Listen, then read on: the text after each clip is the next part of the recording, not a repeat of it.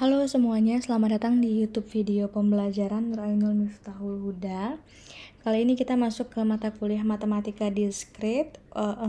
Ini adalah materi terakhir ya. Jadi sebelum mengukur ketercapaian CPMK atau UTS-nya. Jadi ada 2 ujian di sini.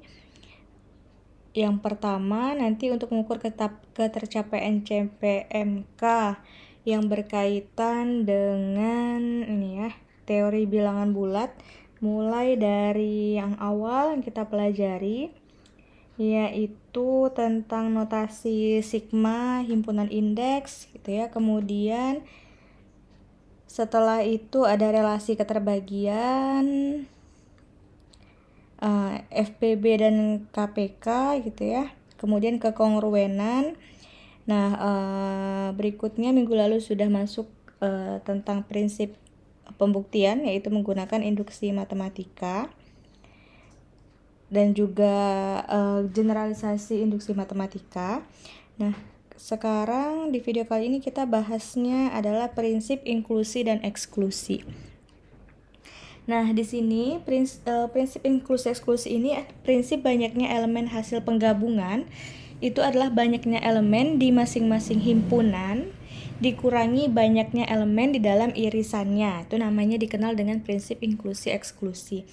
Atau dapat dituliskan dengan, nah ini bukan mutlak ya, tapi kardinalitas atau banyaknya anggota himpunan. Ini konteksnya kalau kita bicara himpunan di sini, maka ini adalah menyatakan kardinalitas ya, kardinalitas himpunan A atau banyaknya anggota himpunan A. Nah, di sini kardinalitas dari A gabung B itu adalah kardinalitas dari A ditambah kardinalitas B dikurang kardinalitas dari A iris B. Ini untuk 2 himpunan. Nah, kita langsung masuk saja ke contohnya. Di sini misalkan suatu himpunan buku terdiri dari 20 buku. 12 diantaranya adalah buku berbahasa Inggris. Jadi total ada 20. 12 itu buku berbahasa Inggris. 8 dari 20 itu diterbitkan setelah tahun 2010. Dan 5 buku berbahasa Inggris itu diterbitkan setelah tahun 2010. Ya, jadi ada 20 buku. 12 dari 20 itu isinya buku berbahasa Inggris. Nah, 8 itu dari 20 itu diterbitkan setelah tahun 2010. Dan 5 buku bahasa Inggris itu diterbitkan setelah tahun 2010. Nah, pertanyaannya yang warna biru, berapa banyak buku yang berbahasa Inggris atau yang diterbitkan setelah tahun 2010? Nah, ingat ya, kata kunci atau dan itu sangat penting sekali. Jadi di sini berapa banyak buku yang berbahasa Inggris atau yang diterbitkan setelah tahun 2010. Kemudian yang kedua, berapa banyak pula buku yang tidak berbahasa Inggris dan diterbitkan sebelum tahun 2010. Kalau kita lihat di sini, maka pertama kita misalkan dulu. Misalkan E itu adalah himpunan buku berbahasa Inggris. Nanti ditulisnya lengkap ya. Ini harusnya titik 2. E himpunan buku berbahasa Inggris. Maka kardinalitas E tadi adalah 12. A itu buku terbit setelah 2010. Maka kardinalitasnya adalah 8.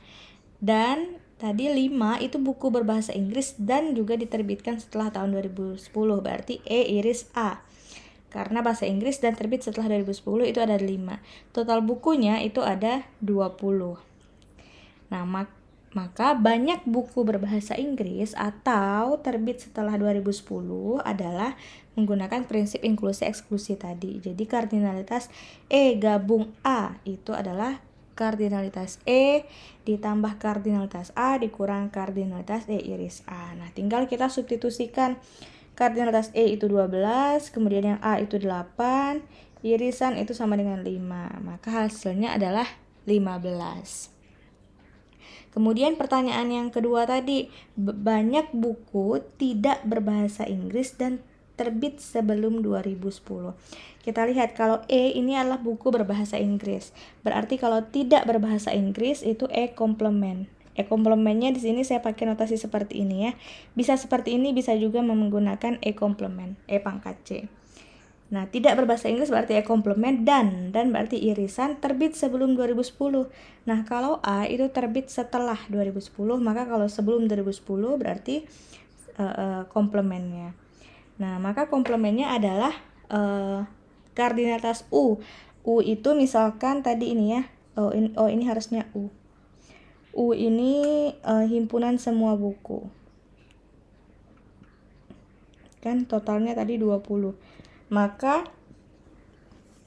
kardinalitas dari komplement E iris komplement A itu adalah semuanya dikurang gabungannya. Maka hasilnya adalah 20 dikurang 15. Itu sama dengan 5. Gitu ya. Jadi terjawab. Kemudian di sini ada sifat-sifatnya. Yang pertama, untuk sebarang himpunan A dan B berlaku yang pertama, kardinalitas A gabung B itu pasti akan selalu lebih kecil dari sama dengan kardinalitas A ditambah kardinalitas B. Kemudian yang kedua, kardinalitas A iris B itu selalu lebih kecil juga dari minimum dari kardinalitas A dan kardinalitas B. Kemudian yang ketiga ini circle plus ini adalah namanya beda simetris ya. Beda simetris. Jadi kardinalitas dari A beda simetris B itu adalah kardinalitas A ditambah kardinalitas B dikurang 2 dikali kardinalitas A iris B. Kemudian yang keempat, kardinalitas A dikali B itu selalu lebih besar dari sama dengan kardinalitas A dikurang kardinalitas B. Itu sifat-sifatnya ya. Nah, ini ada lagi contoh. Di antara 100 mahasiswa, 50 itu mengambil mata kuliah matematika diskrit. Kemudian 40 mengambil mata kuliah pengantar analisis. Dan 24 itu mahasiswa mengambil keduanya. Nah, berapa banyak mahasiswa yang tidak mengambil keduanya? Maka kita lihat di sini misalkan semestanya U. U itu adalah berisi 100 mahasiswa. Kemudian kita definisikan himpunan M itu adalah yang mengambil matematika diskrit. Kemudian himpunan A itu yang mengambil pengantar analisis. Nah, diketahui kardinalitas M itu adalah berarti 50. Kardinalitas A tadi adalah 40. Dan yang mengambil keduanya yaitu 24. Maka M iris A itu 24. Dan kardinalitas U itu 100. Nah, dengan prinsip inklusi eksklusi, maka kardinalitas M gabung A itu adalah kardinalitas M ditambah kardinalitas A dikurang kardinalitas M iris A. Yaitu sama dengan 50 ditambah 40 dikurang 24. Hasilnya adalah 66. Nah, berikutnya jumlah mahasiswa yang tidak mengambil keduanya. Karena pertanyaannya kan berapa banyak mahasiswa yang tidak mengambil keduanya, maka yang tidak mengambil keduanya sama berarti komplementnya. Kalau yang tadi 66 orang ini adalah yang mengambil matematika diskrit dan atau mengambil pengantar analisis atau gitu ya. Nah, kalau tidak mengambil kedua-duanya berarti kan dia tidak mengambil matematika diskrit, artinya M komplement, dan juga tidak mengambil pengantar analisis berarti A komplement. Nah, M komplement iris A komplement ini sama ya. Jadi kardinalitas U dikurang kardinalitas M gabung A. Itu 100 dikurang 66 yaitu 34. Atau kalau di diagram Venn ini gini ya. Ini kan semestanya tadi U. Kemudian 26 itu tadi yang M gini ya. Ini yang M berarti kemudian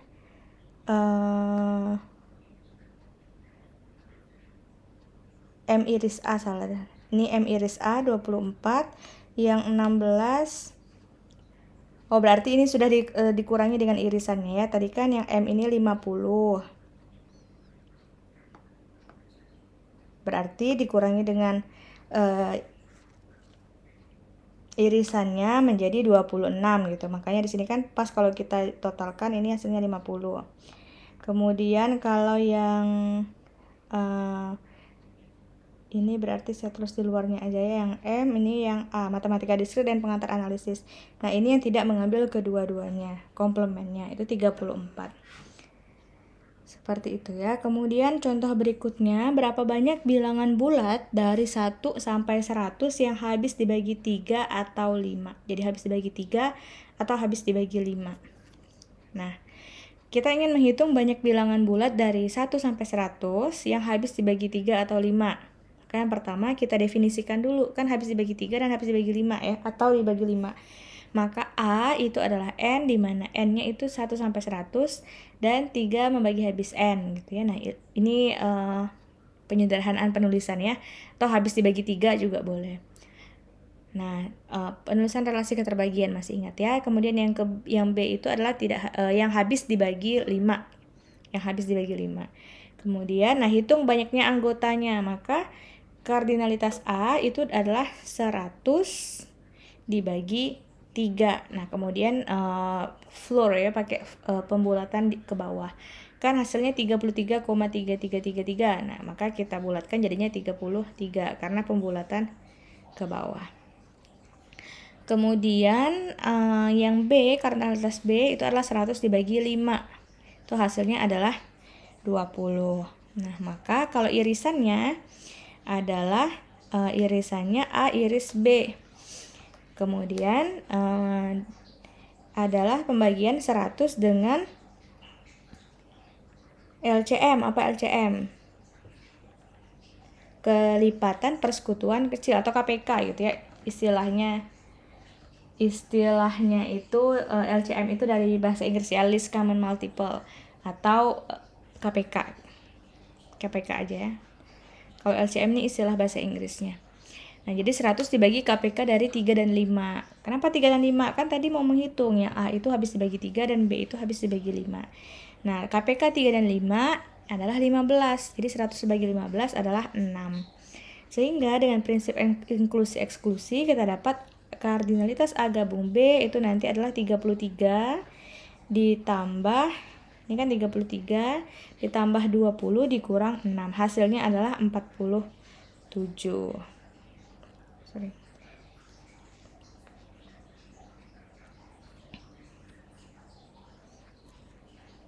Oke, berikutnya ini yang tadi sudah. Oh, ini terlalu banyak mengulang, sorry. Nah, ini adalah visualisasinya ya. Jadi maksudnya apa sih habis dibagi 3, habis dibagi 5 gitu. Nah, misalkan kita punya garis bilangan kan 0 sampai 100 nih adalah, kalau kalian hitung itu 0 sampai 100 nih, 0, 1, 2, 3 sampai 100. Nah, yang titik-titik biru ini adalah yang habis dibagi 3, kelipatan 3. Ini kan 3, 6, 9, 12 dan seterusnya. Merah itu kelipatan 5. Kemudian yang kuning itu kelipatan 15 irisannya. Berarti ini 3 di sini, 5 juga di sini. 3 di sini, 5 juga di sini ya. Nah, maka banyaknya bilangan dari 0 sampai 100 yang habis dibagi 3 atau habis dibagi 5 adalah dijumlahkan aja ini 1 2 3 4 5 6 7 8 9 10 11 12 13 dan seterusnya, pasti 47. Kalau tidak percaya silahkan hitung ya. Hasilnya pasti 47. Nah, yang kuning ini jadi dihitung 1. Padahal kan yang di kuning ini dia kelipatan 3 juga, kelipatan 5 juga gitu ya. Nah, kenapa dihitung 1? Nah, makanya dikurangi dengan irisannya. Supaya tidak tumpang tindih. Tuh, makanya nanti yang kuning ini dihitung 1. Nah, dan kalau kalian hitung semua titik-titiknya itu adalah sama dengan 47. Kalau misalnya mau ngecek secara manual gitu ya, karena ini masih 0 sampai 100, mungkin masih bisa terjangkau. Nah, seperti itu.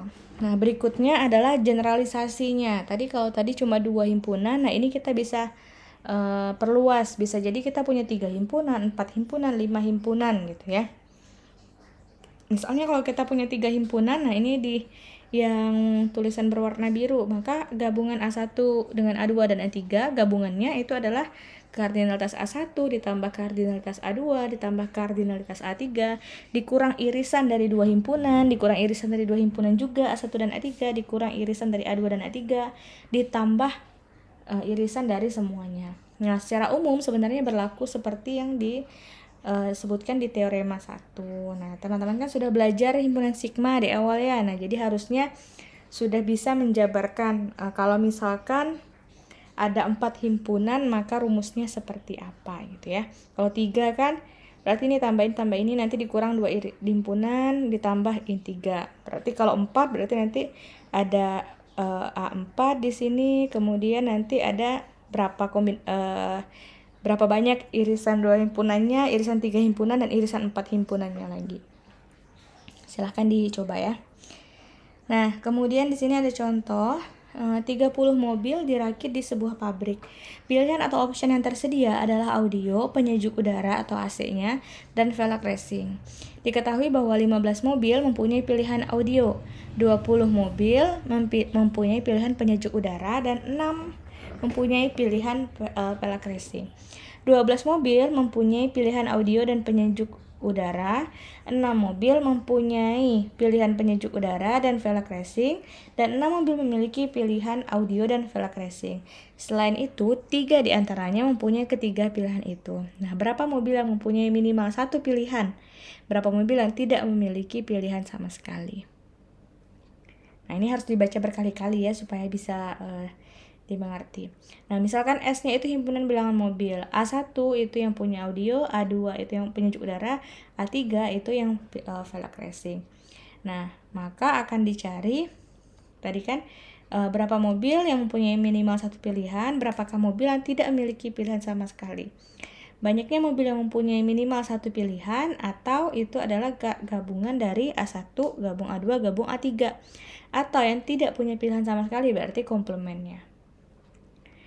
Nah, berdasarkan teorema 1, tadi berarti kan ada 3 himpunan, berarti gabungan A1, gabung A2, gabung A3. Itu adalah kardinalitas A1, tadi dilihat dari soalnya, ada 15, kemudian ditambah 20, tambah 6, sesuai dengan yang diketahui di soalnya. Nah, yang kedua itu adalah komplemen. A1 komplemen, iris A2 komplemen, iris A3 komplemen. Itu kan sebenarnya kalau menggunakan sifat himpunan yang sudah teman-teman dapat di mata kuliah pengantar matematika modern, itu sama dengan A1 gabung A2 gabung A3 dikomplemenkan. Nah, ini adalah sama dengan semestanya dikurangi dengan A1 gabung A2 gabung A3. Nah, kita sudah tahu nih berapa hasilnya A1 gabung A2 gabung A3. Maka dapatlah nanti hasilnya seperti ini. Jadi ada 20 mobil yang memiliki setidaknya 1 pilihan. Ini 20 mobil. Dan 10 mobil yang tidak memiliki pilihan sama sekali. Nah, silahkan dicek perhitungannya ya. Khawatirnya ada yang keliru. Oke. Kemudian ada contoh lagi, tentukan banyaknya bilangan bulat 1 sampai 250 yang habis dibagi 2, 3, 5 atau 7. Nah, berarti mirip-mirip dengan yang tadi, cuma ini himpunannya ada 4 gitu. Yang A ini habis dibagi 2, B3, C5, D7. Maka dihitunglah kardinalitasnya seperti yang tadi caranya. Kemudian irisan 2 himpunan, nah sama berarti carilah KPK-nya tadi ya. Nah, coba teman-teman cari ya, benar nggak hasilnya seperti itu. Irisan 3 himpunan gitu juga ada, kemudian ada irisan 4 himpunan. Nah, ini contoh yang 4 himpunan. Nah, sehingga nanti gabungannya adalah ternyata masing-masing ini kan masing-masing himpunan nih. Oke, kemudian dikurangi dengan masing-masing irisan 2 himpunan. Kemudian ditambah lagi dengan irisan 3 himpunan. Kemudian dikurangi irisan 4 himpunan. Jadi tandanya itu pasti ganti-ganti, kurang tambah kurang gitu. Nah, hasilnya adalah 193. Ini juga sama. Silahkan, sebenarnya caranya tidak sesingkat ini ya, karena kalian harus menghitung dulu, benar nggak nih 125 dapatnya, benar nggak 35 gitu, benar nggak irisannya dapatnya seperti ini, irisan 3 himpunan dapatnya seperti itu, harus dicek dulu. Kemudian irisan 4 himpunan juga dapatnya seperti itu. Nah, silahkan dicek, didetailkan lagi jawabannya ya. Oke, nah saya rasa untuk materi prinsip inklusi eksklusi ini sampai di sini aja. Jadi tadi ada untuk 2 himpunan, kemudian ada generalisasinya untuk kahimpunan misalkan. Nah, sebenarnya inklusi eksklusi ini sedikit lebih mudah karena sudah terarah dari soalnya. Jadi kalau kita lihat dari soalnya itu sudah kelihatan, oh ini pasti akan menggunakan prinsip inklusi eksklusi gitu. Karena apa ciri-cirinya ya, diketahui ada semestanya berapa, terus ada dibagi beberapa himpunan gitu, bisa 2, bisa 3, bisa 4, bisa 5 gitu, atau bisa lebih. Kemudian yang diminta, nah hati-hati dengan melihat perintah soalnya. Jadi ketika diminta atau misalnya maka gunakan gabungan, dan berarti menggunakan irisan gitu. Atau misalnya seperti yang tadi tidak berbahasa Inggris dan terbit sebelum 2010 berarti kan komplemennya. Nah, itu yang harus diwaspadai. Nah, bagaimana caranya adalah dengan cara banyak-banyak latihan soal gitu ya. Dan seperti yang saya sampaikan, baik induksi matematika maupun inklusi eksklusi dan soal-soal yang lain, soal matematika itu sangat luas sekali. Jadi tinggal bagaimana teman-teman kalau sering latihan pasti sudah terbiasa dengan soal-soal matematika ya. Nah, silahkan dipelajari lagi, diulang-ulang lagi. Silahkan ditonton video-video sebelumnya yang sudah saya bagikan tentang mata kuliah ini untuk mempersiapkan nanti mengukur ketercapaian CPMK-nya ya.